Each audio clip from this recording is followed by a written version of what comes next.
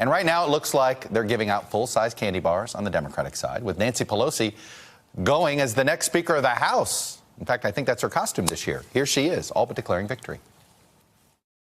We will win. We will win. We will win.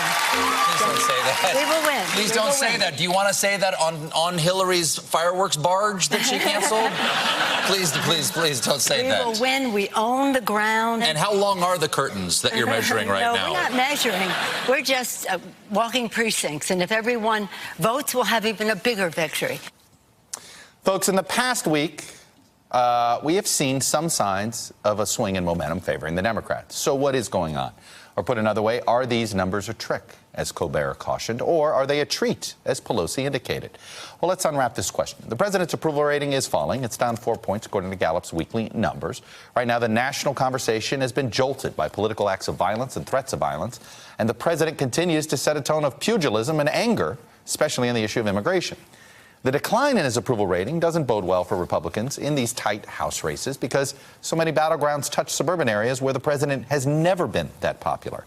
In fact, we've just expanded our House battleground map. It now includes a whopping 100-plus competitive House districts. We're up to 93 of them held by the Republicans, just 13 by the Democrats. And folks, if you love nerds on Halloween, by the way, stick around because we're going to have more on those numbers and nerd out later in the show. Moving to the Senate. Hot off the presses right now in the key Indiana Senate race, we've got the incumbent Democratic senator with a very narrow lead, 3 points in a three-way race, according to our new NBC News Marist poll of likely voters. And although his campaign did have a few stumbles in the debate last night, we're going to get to that, Democrats must hold that seat if they have any hope of pulling off a stunner and actually winning control of the Senate. And they're going to have to pick off a state like Arizona as well, which is another bit of good news this week for Democrats. Our latest poll there has the Democrat opening a 3-point lead in the multi-way contest and a 6-point lead in the two-way. Hello, YouTubers. If you're watching this, it means you've checked out our channel, so thank you. Now do me a favor. Subscribe by clicking on that button down there.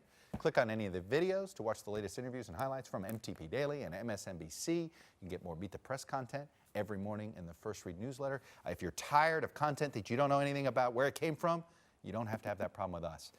NBC News, MSNBC, MTP, and the Meet the Press mindset right here for you on YouTube. Subscribe now.